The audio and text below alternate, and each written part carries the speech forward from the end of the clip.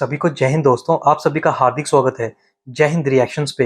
आशा करता हूँ कि आप सभी लोग बहुत अच्छे होंगे। तो आज हम आपके लिए एक इम्पोर्टेंट और एक बहुत ही इंटरेस्टिंग वीडियो लेकर आए, जिसमें आप देखेंगे वरिष्ठ पत्रकार आरजू काज़मी को, जो कि अपने दमदार, बेबाक और निष्पक्ष अंदाज के लिए जानी जाती हैं। वो बात करेंगी ना सिर्फ हमारे प्यारा देश भारत के बारे में, बल्कि एक्सपोज करेंगी अपने ही मुल्क पाकिस्तान को, कि कैसे पाकिस्तान में सच बोलना एक गुनाह है और कैसे उनको नमस्कार करने पे भी धमकियां आती हैं। तो ये वीडियो काफी इंपॉर्टेंट होगी, आपको बहुत कुछ जानने को मिलेगा। तो इसे अंत तक देखें और चैनल पे नए हैं तो चैनल को सब्सक्राइब कर दें।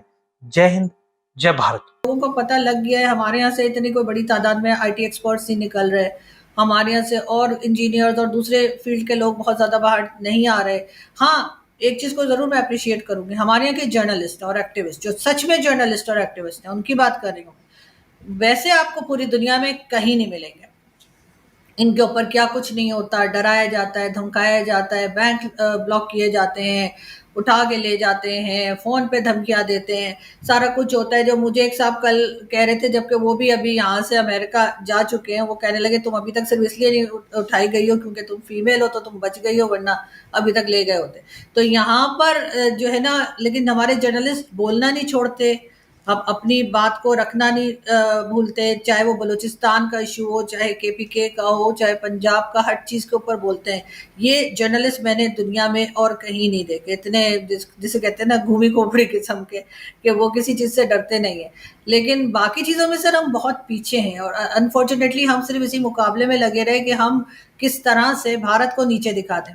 अगर वही टाइम हमने अपने आप को ऊपर करने में, अपने एजुकेशन में, अपने इकोनॉमी को ठीक करने में लगाया होता, तो शायद मामलात अलग होते। लेकिन हम हमेशा से ऐसे ही रहे कि नहीं नहीं, वो भारत जो है ना, वो हमारे पीछे, हर साजिश भारत कर रहा है। ये वाला जो चूरन हम बेचते हैं ना, ये हमें नुकसान कर गया है।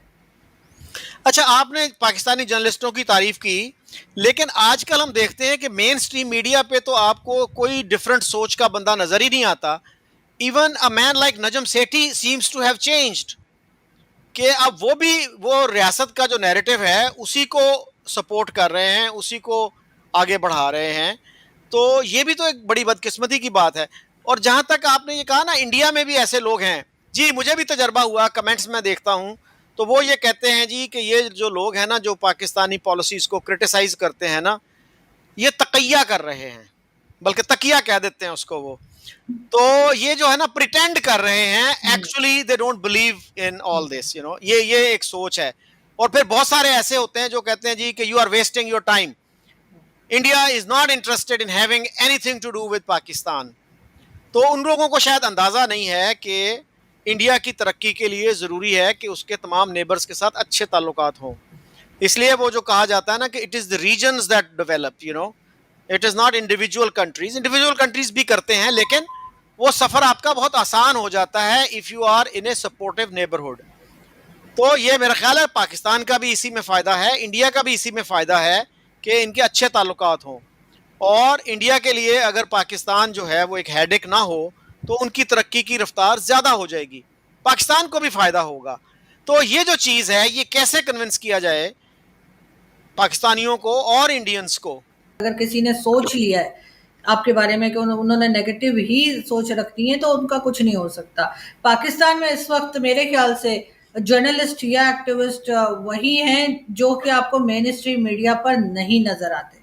जो आपको मेन स्ट्रीम मीडिया पे नजर आ रहे हैं, या जिनको अवार्ड्स मिल रहे हैं खासतौर पे, चाहे वो 14 अगस्त को मिले, चाहे 23 मार्च के लिए जो लिस्ट तैयार की गई है, तो वो वही लोग हैं जो इनके इशारों पे चलते हैं, इनके हिसाब से बात करते हैं और इनकी ही कहीं भी लाइन्स पे बोलते हैं। चाहे वो नजम सेठी साहब हो, चाहे वो तलत हुसैन हो, चाहे वो हामिद मीर हो, ये सब के सब एक जबान और एक ही तरह की बात करते हैं।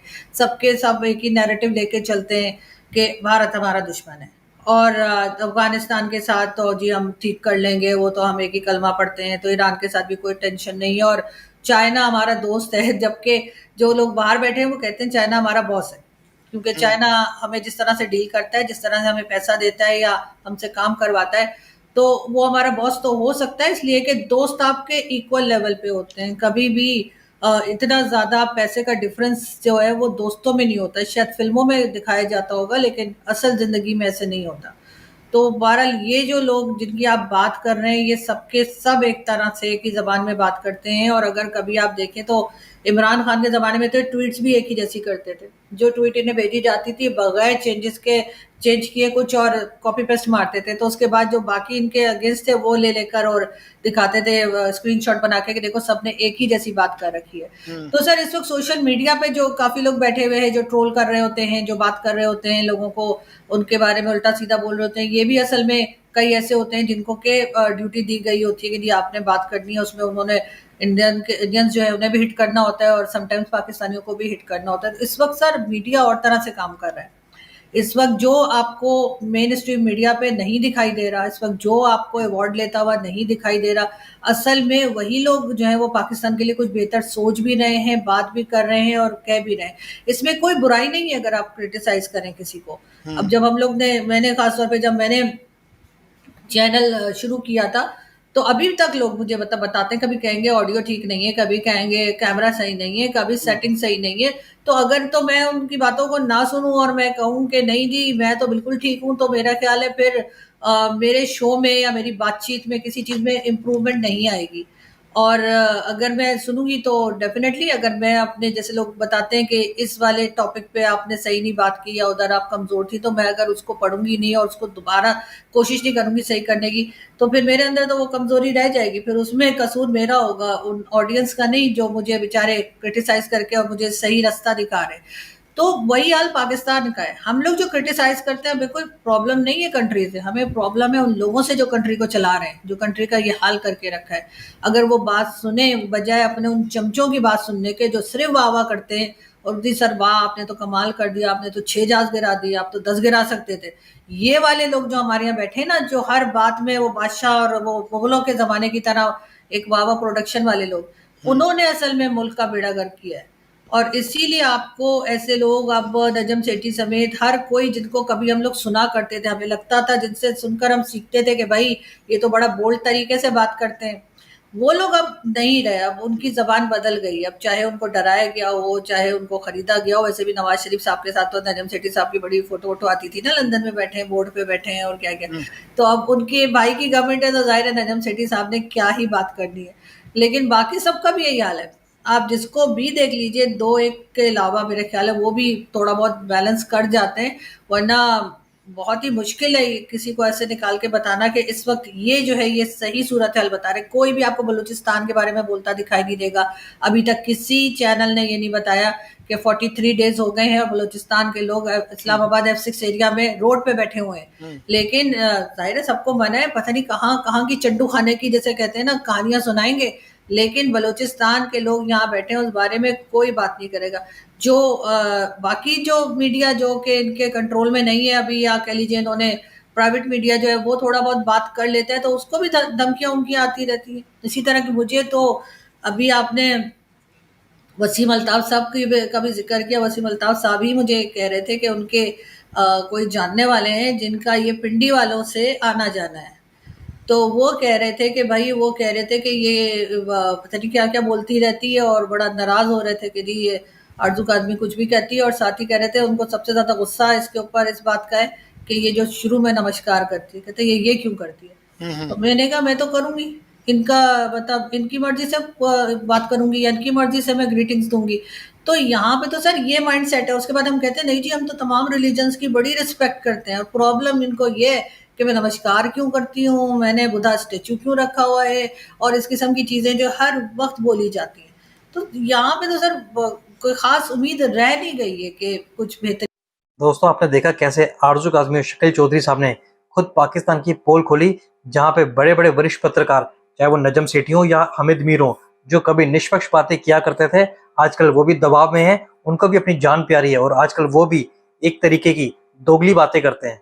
और अगर मैं बात करूं, जैसे आरजू काज़मी ने कहा, भारतीय मुसलमानों को खत्म करने का जो कैंपेन पाकिस्तान में एक प्रोपेगेंडा चलता है, अगर उसकी बात करें तो ये कैसा कैंपेन है जहाँ पे खत्म होने की बात हो रही है, पर वो पॉपुलेशन तो दिन ब दिन बढ़ती जा रही है। और ओवैसी जैसे लोग जो खुलेआम हिंदुओं को धमकी देते हैं, आज तक उनको कोई सजा नहीं हुई, और वो खुलेआम एक ऐसे देश में जिसकी मेजोरिटी हिंदू है, उन्हीं को गालियां और धमकी देने के बावजूद भी वो खुलेआम घूम रहा है। और अगर हम इसी को उल्टा ले लें, अगर पाकिस्तान में कोई मिनॉरिटी मुस्लिम्स के खिलाफ बोले तो मुझे लगता है वो क्या उसका पूरा खानदान ही उसी दिन खत्म कर दिया जाएगा या फिर गायब कर दिया जाएगा या फिर ब्लास्फेमी का केस लगा के उसे जिंदा जला दिया जाएगा।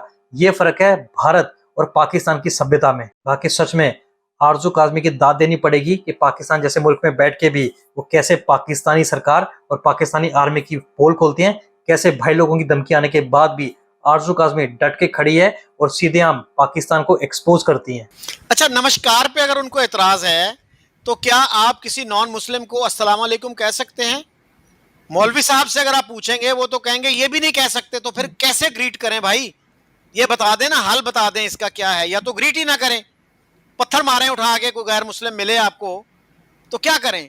बिल्कुल। और दूसरा जो है हमारा जो मीडिया है, कल मैंने थोड़ी देर के लिए पीटीवी लगाया और उस पर क्या चल रहा था, इंडिया में जनाब फाशिज्म आ गया है और वहाँ पे जो अकलियतें हैं ख़ास तौर पे मुसलमान, उनके साथ बहुत जुल्म हो रहा है। तो ये कब तक हमारा नैरेटिव ये चलेगा? और ये सिर्फ इस वजह से नहीं है कि जी बीजेपी की गवर्नमेंट है, ये हमारा नैरेटिव 78 साल पुराना है। मैं कई दफ़ा कोट कर चुका हूँ, भुट्टो साहब ने 68 में कहा था कि जी campaign of extermination is going on against the Muslims of India, कि उनको ख़त्म करने की कैंपेन चल रही है वहाँ पे। पीछे क्या रह जाता है फिर? और हमें ये नहीं बताया जाता कि one of the richest people, the richest Muslim in South Asia belongs to India, he doesn't belong to Pakistan, जिनका नाम है अजीम प्रेम जी, और विप्रो कंपनी के वो मालिक हैं। अब तो शायद वो रिटायर हो गए हैं, उनके बेटे आ गए हैं, लेकिन उनका ही वो बेसिकली एक कारनामा है। और उन्होंने एक यूनिवर्सिटी भी कायम की है और he is one of the most respected people in India. लेकिन हमारे मीडिया में कभी आपको उनका तस्करा नहीं मिलेगा। हमेशा ये मिलेगा कि जी मुसलमान तो जनाब बिल्कुल बेहाल हैं, लुटे गए, मारे गए। और असदुद्दीन अवैसी साहब का भाई है एक अकबरुद्दीन अवैसी, उसने कुछ साल पहले कहा था हिंदुओं को धमकी देते हुए कि 15 मिनट के लिए पुलिस हटा लो, हम 25 करोड़ हैं, तुम 100 करोड़ हो, फिर देखना कौन जीतता है कौन हारता है। यानी इस तरह की लैंग्वेज वो यूज करते हैं और फिर कहते हैं जी वो तो बड़े मजलूम हैं, वो तो बहुत डरे हुए हैं। क्या पाकिस्तान में कोई अकलियत, कोई क्रिश्चियन, कोई हिंदू, कोई ऐसा कोई बात कर सकता है? सवाल ही नहीं पैदा होता सर, बिल्कुल भी नहीं बात कर सकते। ये क्या, इससे आधा भी नहीं बोल सकते, बेचारे इतने डरे होते हैं। मेरा तो खुद कांटेक्ट में मैं रहती हूँ, कई माइनॉरिटी के लोग हैं जिनके व्हाट्सएप ग्रुप में मेरा नंबर उन्होंने रखा हुआ है, उनके साथ मेरी बातचीत रहती है, उनके जो इश्यूज हैं वो भी मैं सुनती हूँ। तो यहाँ तो वो बिल्कुल भी आवाज नहीं निकाल सकते। उल्टा यहाँ पे तो और ये बताया जाता है जो मिनिस्टर के लेवल पे या पार्लियामेंट में पहुंचा दिए गए 2-4 लोग, उनसे ये कहलाते हैं कि जी बहुत आराम से हैं, यहाँ पे कोई तकलीफ नहीं। अभी आप देख लीजिए वो जो रमेश सिंह अरोड़ा साहब हैं जो कि PMLN के मेंबर हैं, वो कह रहे हैं कि वो जी हमारा जो करतारपुर कॉरिडोर है जी वो भारत की वजह से इतना पानी आ गया और जी भारत ने ये जंग छेड़ दी है। मतलब उनको बेचारों को कहा गया होगा और इसी वजह से वो ये बात कर रहे हैं, वरना ये वही साहब है सर जो इधर F10 में इस्लामाबाद में रहते हैं और इनके घर घुस गए थे वो फैज हमीद साहब के भाई, ये समझ के कि ये शायद वो कोई हाउसिंग स्कीम के मालिक हैं और इनके घर में खूब मारपीट उठा पटक की थी और बाद में पता लगा कि वो घर दूसरा था, गलती से घर जो है वो इनके घर में घुस गए थे। तो मुझे हैरत हुई, मैंने कहा कि इनको देखकर भी उनको पता नहीं लगा कि ये किसी सिख के घर में गए हैं कि इन्होंने जाके इतनी मारपीट करी इनके साथ। यही, और उसके बाद इनकी आवाज नहीं निकली, बेचारे आज तक उन्होंने कंप्लेन नहीं की है कि मेरे साथ ये जुल्म किया गया है। और हमारे यहाँ तो सर सवाल ही नहीं पैदा होता कि कोई माइनॉरिटी का जो है वो उठकर जवाब दे। ज्यादा से ज्यादा मैंने अगर देखा था तो मैंने आदिशिर कावस जी साहब को देखा था, वो धड़ल्ले से बात करते थे और वो बिल्कुल किसी से डरते वरते नहीं थे, लेकिन उनकी एक अलग पोजीशन थी। आप जानते हैं कि उनके सामने तो इन लोगों की हिम्मत नहीं थी कि वो कुछ कह पाते। एक दफा आपको याद है कि 2008 में शबाना आजमी ने कहीं कहा था कि उनको कोई अपार्टमेंट लेने में दिक्कत आ रही है या क्या है ना, तो वो एक इतना बड़ा प्रोपेगेंडा पॉइंट बना था पाकिस्तान में। और कुछ अरसा पहले किसी ने उनके हस्बैंड से पूछा, जावेद अख्तर से, कि जी वो आपको घर नहीं मिल रहा था तो क्या बना उसका? कहता है सड़क पे सोते हैं भाई, यू नो। तो मतलब ये है कि इस हद तक हम उस प्रोपेगेंडे को सीरियस लेते हैं। और मुझे हारिस खलीक साहब ने बताया, जो सेक्रेटरी जनरल हैं इस वक्त human rights commission of Pakistan के, कि उनके जानने वाले एक हिंदू थे, इसमें फाइनेंस मिनिस्ट्री में थे, सिंध से उनका ट्रांसफर इधर हुआ, तो उनको लोगों ने घर देने से इनकार कर दिया कि ये हिंदू हैं और वो बेचारे कह भी नहीं सकते मीडिया पे आके कंप्लेंट नहीं कर सकते, तो असल तो सूरत हाल वो खराब होती है ना जब आप बोल भी ना सकें। बिल्कुल ऐसे ही है सर, और हमने अपने यहाँ की माइनॉरिटी का यही हाल करके रखा है। हालांकि मेरे अंदर या मेरे पेरेंट्स में कभी ये बात थी ही नहीं, हमें कभी हमारे घर में सिखाया ही नहीं गया कि कोई और रिलीजन के हैं तो आपने उनके साथ कोई और तरह का बिहेव करना है। मैं कराची में पैदा हुई हूँ, और जहाँ जिस घर में थी मैं, वहां पर उसका नाम था तुलसीदास स्ट्रीट। तो अब तो खैर नाम काफी बदल दिए गए हैं, हो सकता है उसका भी बदला गया हो या ना बदला गया हो, पता नहीं। लेकिन ये कि और जिस हॉस्पिटल में पैदा हुई थी वो होली फैमिली हॉस्पिटल था जो क्रिश्चियंस का था। जो डॉक्टर थी मेरी मदर की, वो डॉक्टर कावस जी थी, वो पारसी थी। तो मैं तो एक तरह से समझे जैसे मुसलमान घराने में जरूर पैदा हुई थी, लेकिन मेरे चारों तरफ जो है हर तरह के रिलीजन के लोग जो है वो थे। और मेरा ख्याल है इसी वजह से शायद मेरा मेरा जहन उस तरह का नहीं है जैसे कि आम पाकिस्तानियों का होता है कि इसके साथ बात नहीं करनी, इसके साथ पढ़ना नहीं, इसके साथ खाना नहीं। मुझे तो ये समझ नहीं आती कि ये बाकी रिलीजन की बुक्स जो है वो हमारे स्टूडेंट्स क्यों नहीं पढ़ते या उन्हें क्यों नहीं पढ़ाई जाती। आप कहते हैं कि जी आपकी बुक सबसे बेस्ट है, चले मान लिया, लेकिन आपको कैसे पता जब आपने बाकी बुक्स पढ़ी ही नहीं है? ना आपको पता गीता में क्या लिखा है, ना आपको पता बाइबल में क्या लिखा है, ना किसी और चीज का पता है। तो सिर्फ अपनी बुक को तो आप बिना पढ़े आप कह रहे हैं, ठीक है पढ़ने के बाद कह दें कि सबसे बेस्ट है, लेकिन पढ़े तो सही। लेकिन वो माइंडसेट है ही नहीं हमारा। हम लोग एक तरह के वही होते चले जा रहे हैं जो जौलक के जमाने से, बल्कि भुट्टो के जमाने से शायद, कि वो अहमदियास को जो है नॉन मुस्लिम डिक्लेयर कर दिया, हर एक को इस्लाम के दायरे से बाहर निकालते रहते हैं, मतलब कोई और काम ही नहीं है। मुसलमान जो है मेरे ख्याल है वो फंस के रह गए रिलीजन के अंदर, और यही चीज जो है वो भारत में भी देखने को मिलती है। जैसे आपने कहा, बिल्कुल अवैसी साहब के भाई जो थे वो कह रहे थे 15 मिनट के लिए पुलिस हटा दीजिए और फिर देखिए हम 4 पाकिस्तान बना देंगे। सर ये भी बोला था उन्होंने, उनका ये स्टेटमेंट भी आया था कि हम 3-4 पाकिस्तान बना देंगे।